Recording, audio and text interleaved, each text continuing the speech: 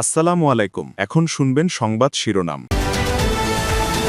কুমিল্লার নাঙ্গলকোটে গোষ্ঠীগত বিরোধের জেরে প্রাণ গেল 2 জনের, গুলিবিদ্ধ 3 জন হাসপাতালে ভর্তি। সংঘর্ষের পর এলাকা থমথমে। যথাসময়ে শান্তিপূর্ণভাবে হবে নির্বাচন, ব্রাহ্মণবাড়িয়ার প্রেস সচিব। গণভোটে হ্যাঁ এর পক্ষে প্রচার, রাষ্ট্রের জন্য ফরজে কিফায়া। নরসিংদী 5 আসনে জমজমাট লড়াইয়ের আভাস, ভোটের মাঠে সরব বিএনপির বিদ্রোহী প্রার্থী। দুর্গম চরে সন্ত্রাসীদের দৌরাত্ম্য নিয়ে শঙ্কা। গোপালগঞ্জে স্বল্প সুদে ঋণের প্রলোভন দেখিয়ে শত শত মানুষের সঞ্চয় আত্মসাৎ। সমবায় সমিতির আড়ালে প্রতারণা, লাপাত্তা প্রতারক চক্র। আসসালামু আলাইকুম। এতক্ষণ শুনছিলেন সংবাদ শিরোনাম, এখন শুনবেন বিস্তারিত। কুমিল্লার নাঙ্গলকোটে গোষ্ঠীগত বিরোধের জেরে দুপক্ষের সংঘর্ষে গুলিবিদ্ধ হয়ে 2 জন নিহত হয়েছেন। গুলিতে আহত 3 জনকে ভর্তি করা হয়েছে হাসপাতালে। দুপুর উপজেলার বক্সগঞ্জ ইউনিয়নের আলিয়ারা গ্রামে এই ঘটনা ঘটে। স্থানীয়রা জানায়, এলাকায় আধিপত্য বিস্তার নিয়ে আবুল খায়ের মেম্বার ও সালেহ আহমদ মেম্বার গ্রুপের মধ্যে বিরোধ দীর্ঘদিনের। গত বছরের 3 আগস্ট দুপক্ষের সংঘর্ষে আলাউদ্দিন নামে সাবেক এক ইউপি সদস্য নিহত হন। এই ঘটনার পর বেশ কয়েকটি পরিবার এলাকা ছাড়া হয়। সম্প্রতি আইন শৃঙ্খলা বাহিনীর হস্তক্ষেপে পরিবারগুলো নিজ নিজ বাড়িতে ফিরলে এলাকায় উত্তেজনা দেখা দেয়। এরই জের ধরে আজ বাধে সংঘর্ষ। এ সময় গুলিবিদ্ধ হয়ে সালেহ আহমেদ ও প্রবাসী দেলোয়ার হোসেন নয়ন ঘটনাস্থলেই মারা যান। আহতদের উদ্ধার করে হাসপাতালে ভর্তি করা হয়েছে। খবর পেয়ে ঘটনাস্থলে যায় পুলিশ ও সেনাবাহিনী। পুলিশ জানায়, 2 গোষ্ঠীর বিরোধের জের ধরে এর আগেও একাধিক হত্যার ঘটনা ঘটেছে। এই আঙ্গুল তো এগুলো গিরাল দিয়ে রাখছে, এইটা আর ভাই ঠেসি দিছে গুলি করি দিছেন। আর ভাই একটু আর না উঠি গেছে গো ভাই, আর তুলছে আর ভাই আর দিয়ে কিরিস দিয়ে কাটিয়ে রাখছে। দুজন মারা গেছে। কে মারা গেছে? সালাম মেম্বার আর আমার আব্দুল জলিল হোসেন নয়ন। এটা তাদের মধ্যে দীর্ঘদিন যাবৎ এলাকার প্রভাব বিস্তারকে কেন্দ্র করে বিবাদ চলে আসছে। ইতিপূর্বেও আলাউদ্দিন মেম্বার নামে একজন ছিল, উনি মারা গেছেন এই ক্লাসের জের ধরে, এবং ওই ক্লাস থেকে দীর্ঘদিন থেকে এটা চলে আসছে। তার ধারাবাহিকতা এই ঘটনা ঘটছে।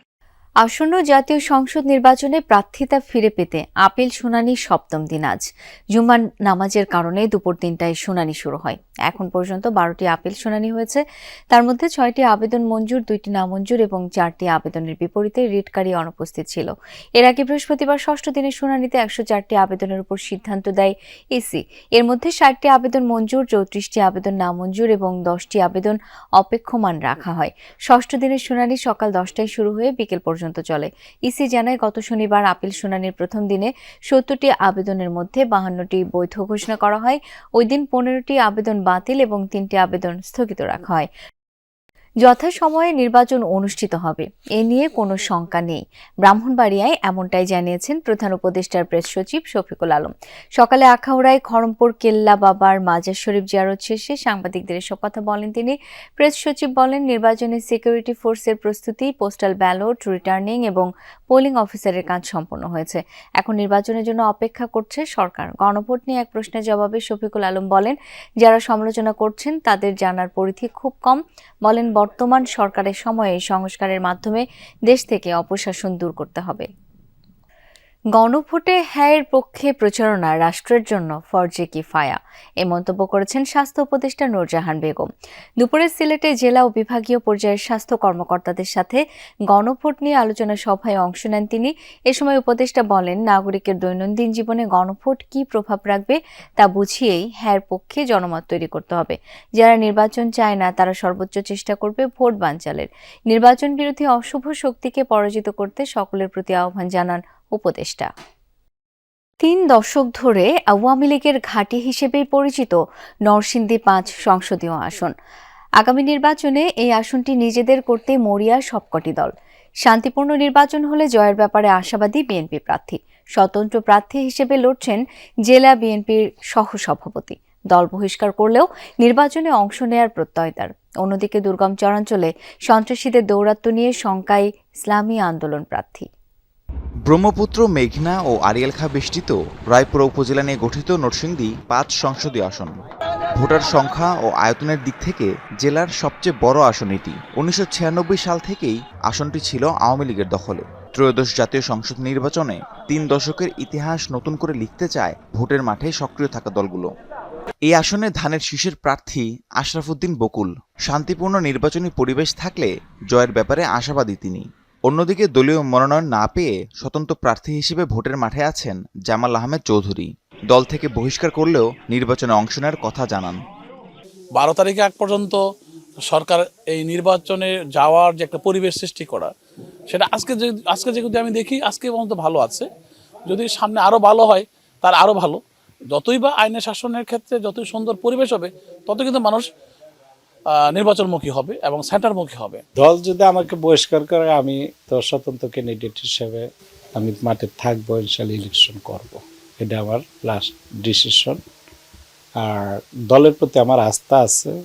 ইসলামী আন্দোলনের প্রার্থীর অভিযোগ, রায়পুরার দুর্গম চরাঞ্চলে সন্ত্রাসীদের দৌরাত্ম্য, ভোটারদের নিরাপত্তা নিশ্চিতে চিহ্নিত সন্ত্রাসীদের গ্রেফতার এবং অবৈধ অস্ত্র উদ্ধারের দাবি তার। কিছু গুটি কয়েক মানুষ গোপালগঞ্জে স্বল্প সুদে ঋণ দেয়ার প্রলোভন দেখিয়ে শত শত মানুষের টাকা আত্মসাতের অভিযোগ উঠেছে একটি সমবায় সমিতির বিরুদ্ধে। সঞ্চয় জমা নেয়ার পর ঋণ না দিয়েই লাপাত্তা প্রতারক চক্রটি। গ্রামে রেখে যায়নি নিজেদের কোনো চিহ্ন। এতে চরম বিপাকে পড়েছেন ভুক্তভোগীরা, চান প্রশাসনের কঠোর হস্তক্ষেপ। গোপালগঞ্জ সদর উপজেলার গোপীনাথপুর এলাকা। পেশাগতভাবে স্থানীয়দের বেশিরভাগই কৃষিকাজের সাথে সম্পৃক্ত। অনেকটা সাদামাটাভাবেই অতিবাহিত হয় তাদের দৈনন্দিন জীবন। গ্রামীণ এসব মানুষের সরলতার সুযোগে তাদের বোকা বানিয়ে প্রায় 7 কোটি টাকা হাতিয়ে নেয়ার অভিযোগ উঠেছে চিফ সঞ্চয় ও ঋণদান সমবায় সমিতি নামের একটি প্রতিষ্ঠানের বিরুদ্ধে। ভুক্তভোগীরা জানান, কম সুদে সহজ ঋণ প্রদানের আশ্বাসে তাদের কাছ থেকে আদায় করা হয় বিভিন্ন অঙ্কের টাকা। তবে হঠাৎই অফিসে তালা ঝুলিয়ে সবকিছু নিয়ে পালিয়ে যায় প্রতিষ্ঠানটির কর্মকর্তারা।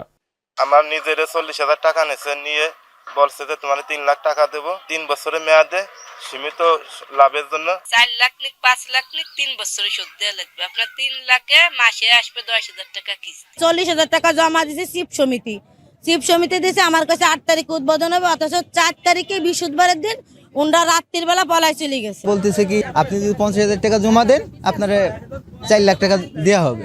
3-4 মাস ভাড়া দিছে, পরে লাস্টে বলছে আগামী মাসে, লাস্টে যে মাসে ভাড়া দেয় না, বলে আগামী মাসে ভাড়া দেবো, এই কথা বলে ওরা আর আসেন। প্রতিষ্ঠানের এমন কর্মকাণ্ডে বিপাকে পড়েছেন মাঠ পর্যায়ে কর্মরত প্রতিনিধিরাও। আড়াই মাসে 16,21,800 টাকা মানে নগদ কালেকশন করে আমি দিচ্ছি। দেওয়ার পরে ডিসেম্বরের 4 তারিখে বিকাল 5টার দিকে যখন আমি অফিসে আসছি, তখন দেখছি নিচু পড়া যে অফিসটা আছে এটা তালাবদ্ধ করে ওরা পালাইছে সবাই। লিখিত অভিযোগ পেলে আইন অনুযায়ী ব্যবস্থা গ্রহণের আশ্বাস দিলেন উপজেলা সমবায় কর্মকর্তা। যদি সদস্য বহির্ভূত কারো কাছ থেকে